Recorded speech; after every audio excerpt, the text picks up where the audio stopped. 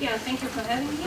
My name is Bianca, and I'm currently struggling with completing my PhD thesis in information science at the University in Düsseldorf. My key aspects of my thesis focus on the possibility of social media for museum education and on the question, why do museums struggle so hard with implementing social media and the participatory and collaborative approach in museum education in general.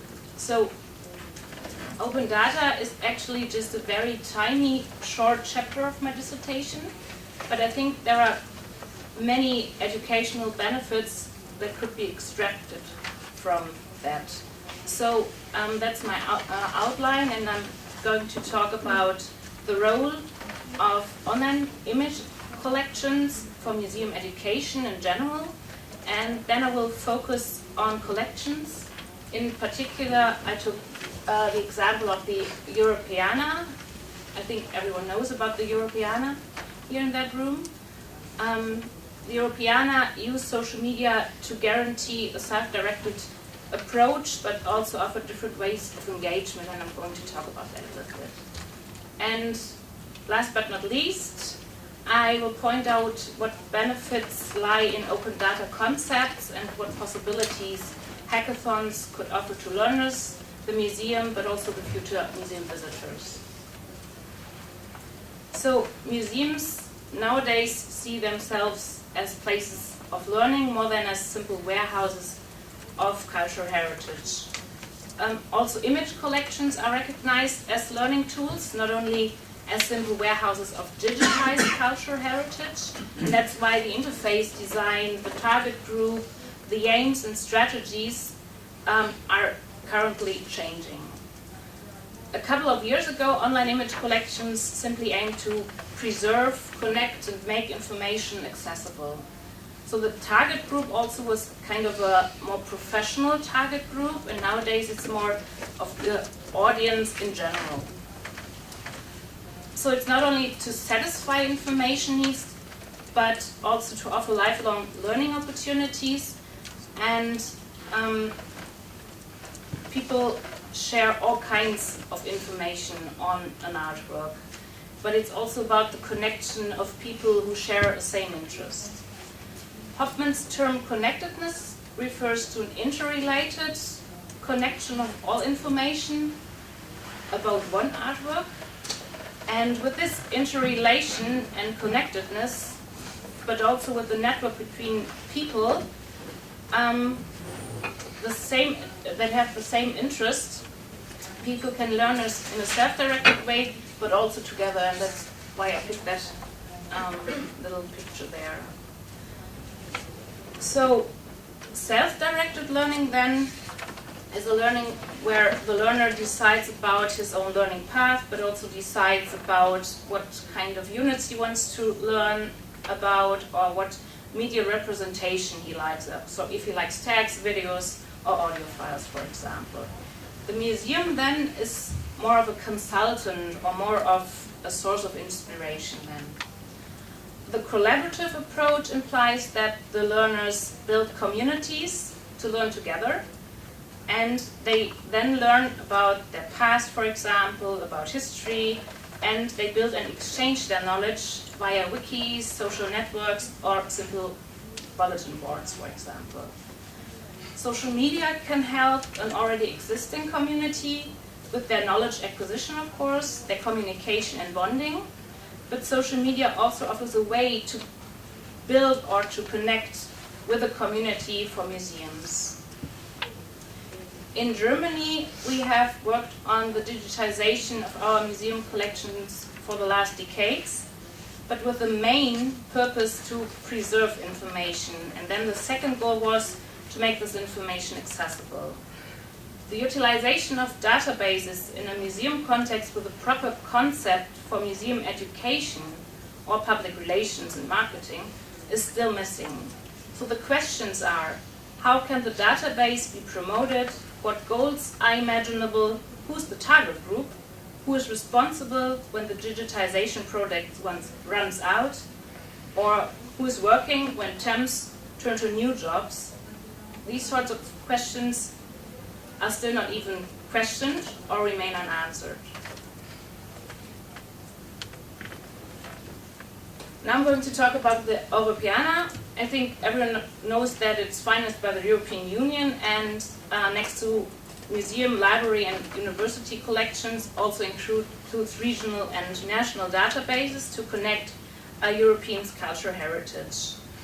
An API key is just recently available, so people can apply for that key to create their own digital content, but this user-generated content is not available to the public yet, so I cannot talk about that.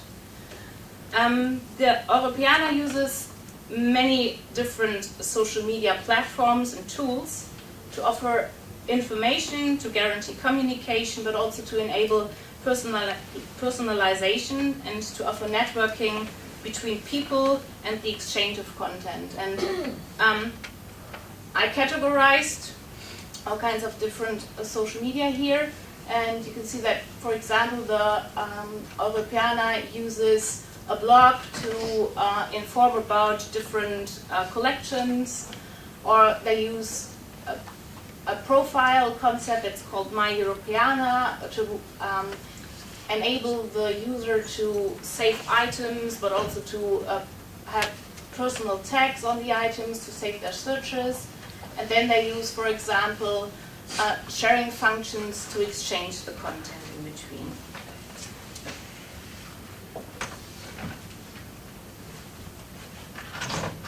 And this is my short conclusion to the Europeana. So the Open API concept is not yet integrated in the profile page, and people are mostly not encouraged to reuse materials, but basically the Europeana offers to work with its content. So user-generated content consists then of personal galleries, personal tags, and the ability to share data sets. On different social media platforms, people are encouraged to comment, like, and share, of course. But the user cannot add content to data sets, or to pictures, or connect videos, audios, or maps from the social web. And that is why I'm now going to talk about open data concepts and hackathons. Most people link with open data a free of charge access, and also the possibility to remix information, for example with mashups such as Google Maps, where people combine their tours with YouTube videos, Picasso photos, but also Wikipedia articles. The image databases of museums are mostly accessible free of charge as well, but do not offer an open approach to images, videos, audios, or text. Nevertheless, people download images, use them as desktop backgrounds, print them on their postcards, or simply post them on their Facebook profiles. So on the internet, people insist that the digital heritage must be free, especially the ones provided by cultural institutions like museums. Bearing in mind this attitude, museums need to be proactive and offer unofficially permitted and good quality images as well, and information, of course, for further reuse. And that is what the Rijksmuseum did with the Rijksstudio. The Rijksstudio website provides 125,000 object images, whereby the collection actually consists of almost 1 million objects, 700,000 drawings, photos, and prints. So only a fraction of the collection is part of the public domain and with a CC0 license freely available. So the image can be downloaded, exchanged, altered, and can be brought into different contexts. And until now, 30 apps have already been created. Next to software developments, modified prints, private orders of posters, and many different things are possible. So it's also kind of about a new target group that the Rijksmuseum wants to integrate. So they open their data to attract more of a creative audience, like software developers, for example, designers, media artists, or game communities who want to work with cultural heritage. The target group of creative people was also addressed by the Metropolitan Museum in New York in cooperation with Makeup Buff Industries with a 2-day hackathon in 2012. I don't know if everybody knows about hackathons. Hackathons are, it's a term that is built with hack, of course, but it's more of a game-based approach to images, for example, from the museum, and the a-thon is, of course, for marathon, because it's always an event that is between 1 and 5 days.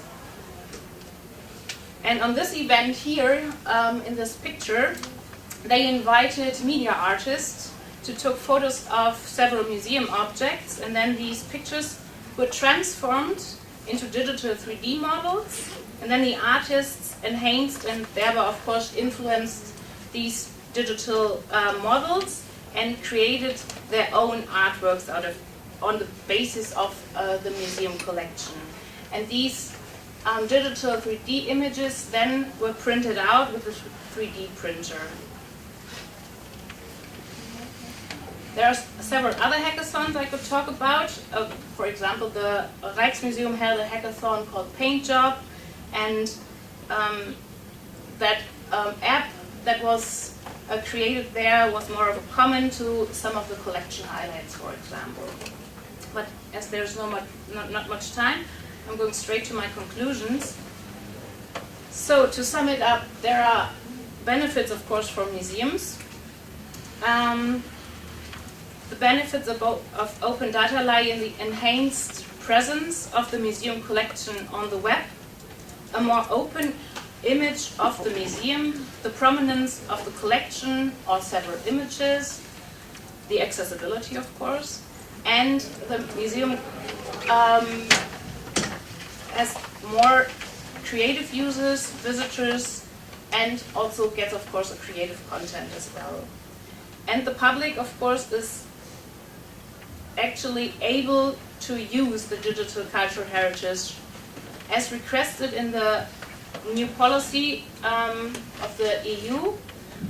It's a policy that was renewed in June 2013, and it says that museums, libraries, and archives have to open and provide their data for the public.